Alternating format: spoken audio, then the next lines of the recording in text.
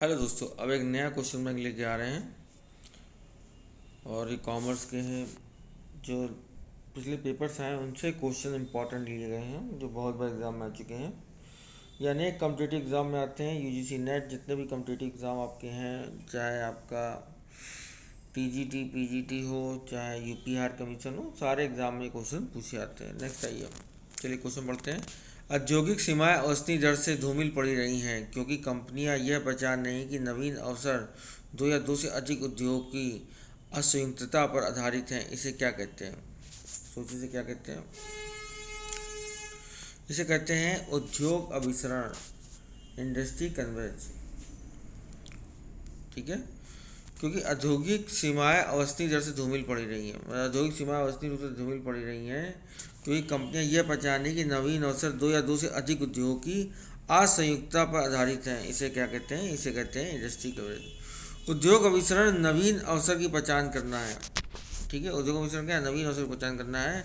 औद्योगिक सीमा अवस्थी दर से धूमिल पड़ी रही हैं क्योंकि कंपनियां यह पहचान नहीं है कि नवीन अवसर दो या दो से अधिक उद्योग की असंयुक्तता पर आधारित है।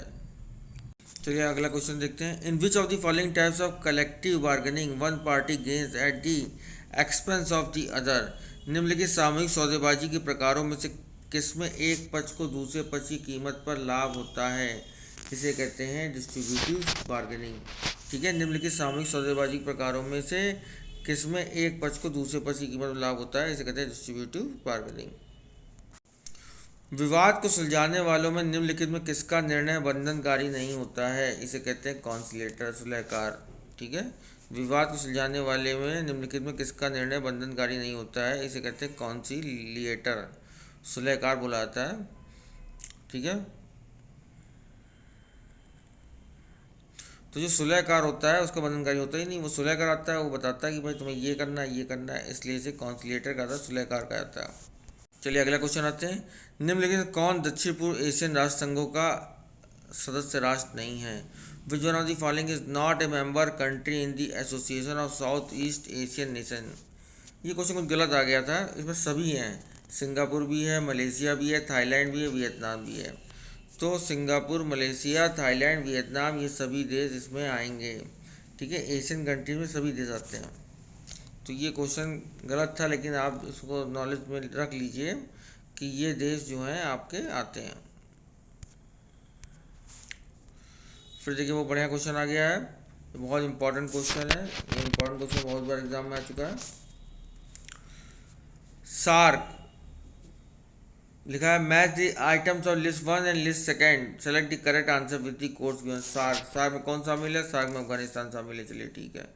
एशियन में फिलीपींस शामिल है आपका। ईयू में हंगरी शामिल है। और नाफ्टा में क्या शामिल है? कनाडा। सॉरी, नाफ्टा में कनाडा शामिल है। फिर देख लीजिए आप इसको। सार्क में, सॉरी, सार्क में अफगानिस्तान, एशियन में आपका फिलीपींस, एशियन में फिलीपींस, और ईयू में कौन शामिल है? आपका हंगरी, और नाफ्टा में कनाडा। ये बहुत कंफ्यूज करता है नाफ्टा। आपका नाफ्टा क्या कंफ्यूज करता है कि नाफ्टा जो है हम लोग ये कंफ्यूज करता है कि आपका ये सही है कि नहीं है। नाफ्टा ये बताता है।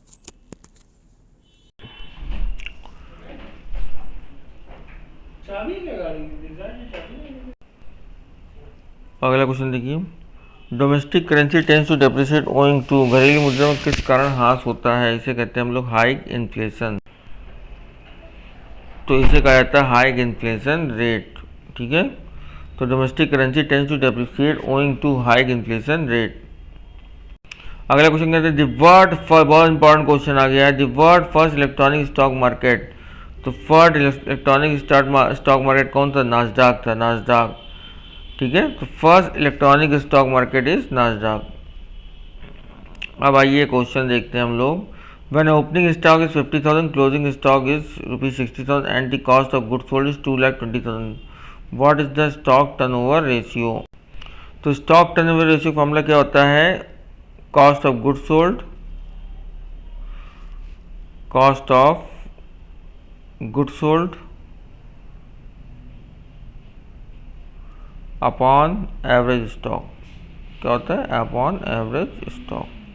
ठीक है, तो कॉस्ट ऑफ गुड्स सोल्ड, पहले एवरेज स्टॉक निकाल लीजिए, ओपनिंग स्टॉक और क्लोजिंग स्टॉक ये निकाल लीजिए। तो ओपनिंग और क्लोजिंग स्टॉक दिया 50 + 60,000, तो इसका एवरेज निकाल लीजिए। Average cost of goods sold दिया है 2,20,000, तो ये आपका आंसर निकल आएगा।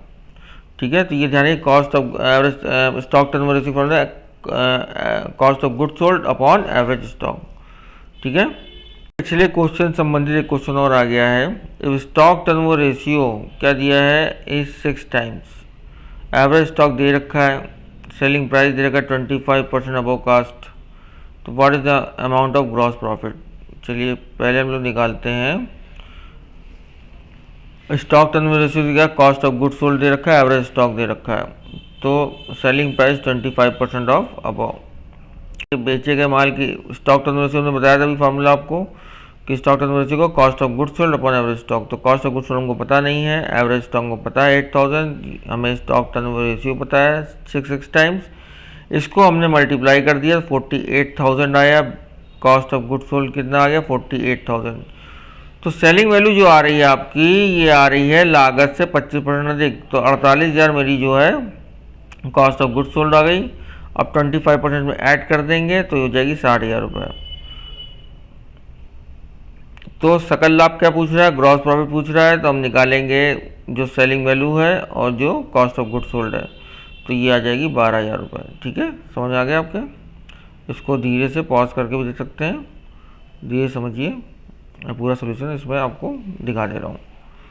ठीक, देखिए अगला क्वेश्चन फिर एक न्यूमेरिकल आ गया है।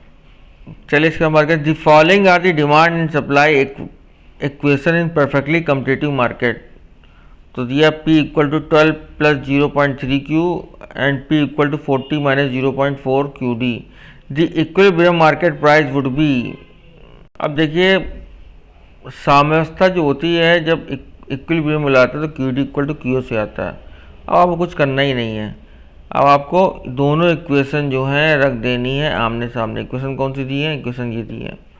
तो QD = QS है, तो हम जैसे सपोज कीजिए हमें QS निकालना है, हम इसको लिख चल रहे हैं। तो QS कैसे निकालेंगे? QS = ये P12 इधर ले आएंगे तो P - 12 हो जाएगा और नीचे हो जाएगा 0.3 और ये 0.3 नीचे चला जाएगा। ठीक है, तो P - 12 अपॉन 0.3। तो देखिए इसी तरह से किया गया है। अब आपको P - 12 0.3 दोनों बराबर रख देंगे इक्वेशन में, दोनों इक्वेशन सामने रख देनी, QD और QS लेके दोनों इक्वेशन रख देंगे, तो आपका आंसर P = 24 आ जाएगा। ठीक है, विच of the following is not an accounting software package. ऐसा कौन सा सॉफ्टवेयर पैकेज नहीं है? तो सेज M जो है वो सॉफ्टवेयर अकाउंटिंग पैकेज नहीं है, लेकिन क्विक बुक है, सेज 1 भी है और सेज 50 भी है। ये ध्यान रखिए, ये तीनों ध्यान रखिए, इंपॉर्टेंट है। क्विक बुक्स है, सेज 1 है और सेज 50 भी है। तो क्विक बुक्स सेज 1 और सेज 50, तो क्विक बुक्स भी है, सेज 1 भी है और सेज 50 भी है। अब नेक्स्ट आइए क्वेश्चन, समान वितरण से संबंधित निम्नलिखित कथनों में कौन कथन सही नहीं है? तो पहला कथन जो है आपका कोफिशिएंट ऑफ स्क्यूनेस 3, वैक्स का गुणांक 3 है, ये गलत है।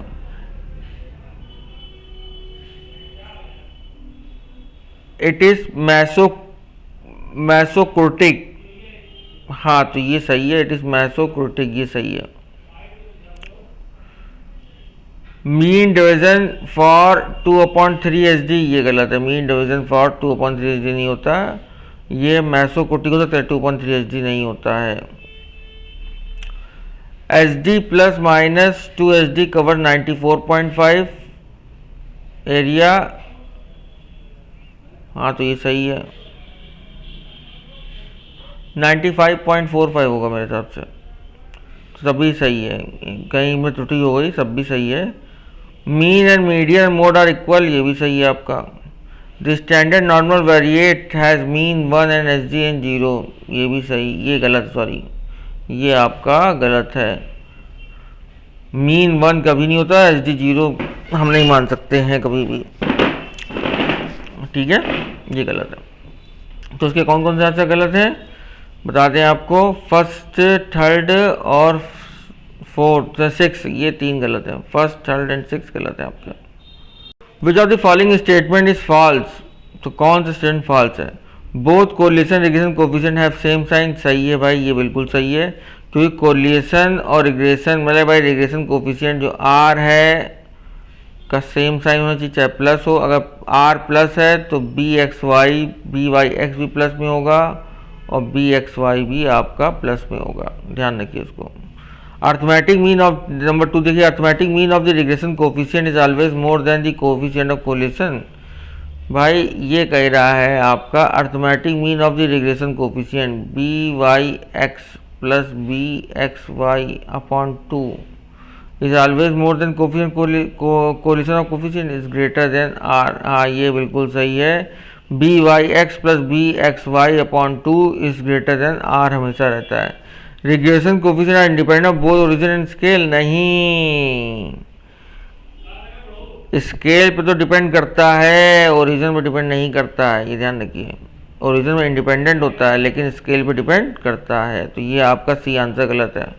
D correlation of coefficient is the square root of the 2 regression coefficient, बिल्कुल सही है, क्योंकि हम जानते हैं r equal to under root b y x into b x y होता है, ये ध्यान रखिए आप लोग। अब अगला क्वेश्चन देखिए, area of establishing objective under MBOR, तो MBOR के कौन से एरिया हैं? तो ये एरिया है market standing, innovation, public accountability और प्रोडक्टिविटी, ठीक है। तो MBO के अंतर्गत उद्देश्य निर्धारित क्षेत्र कौन से हैं? मार्केट स्टैंडिंग है, इनोवेशन है, नंबर 3 पब्लिक अकाउंटेबिलिटी है और प्रोडक्टिविटी है, ठीक है। क्वेश्चन बड़ा इंपॉर्टेंट आ गया है, मैच द फॉलोइंग, मैच करवा दिया है हमने, उसको देखते हैं। मैनेजमेंट ऑफ टुमारो, तो मैनेजमेंट ऑफ टुमारो किसने लिखी थी? LF उर्विक ने लिखी थी। मोटिवेशन एंड पर्सनालिटी ये लिखी थी AH मस्लो ने, तो मैनेजमेंट ऑफ टुमारो लिखी थी LF उर्विक ने और मोटिवेशन एंड पर्सनालिटी किसने लिखी थी? AH मस्लो ने। The motivation of work Frederick Herzberg, personality and organisation ये लिखी थी क्रिस ऑर्गा इरिस ने। तो मैनेजमेंट ऑफ टुमारो लिखी थी LF उर्विक ने, मोटिवेशन एंड पर्सनालिटी लिखी थी AH मस्लो ने, दी मोटिवेशन ऑफ वर्क फ्रेडरिक हर्ट्जबर्ग और पर्सनालिटी एंड ऑर्गेनाइजेशन लिखी थी क्रिस एर्गेरिस ने, ठीक है। अगला क्वेश्चन देखिए, Narayana Murthy committee revise its recommendation on corporate government as on 29 October 2004 which diluted the following areas. Corporate government बनी नारायण मूर्ति कमेटी ने 29 अक्टूबर 2004 को अपनी सिफारिशों में किया, जिसमें निम्नलिखित क्षेत्रों में ढील दी गई। किन किन क्षेत्रों में ढील दी गई? देखिए, पहला है इंडिपेंडेंट ऑफ डायरेक्टर्स, दूसरा है विसल ब्लोअर्स पॉलिसी, तीसरा है performance evolution of non executive, चौथा है mandatory training of non executive director. तो सब में दी भैया इन्होंने, इंडिपेंडेंस ऑफ डायरेक्टर भी आएगा, विसल ब्लोअर पॉलिसी भी आएगी, performance evolution of non executive directors भी आएगा, mandatory training of non executive directors भी आएगा, ठीक है। इन सब में इन्होंने दी है।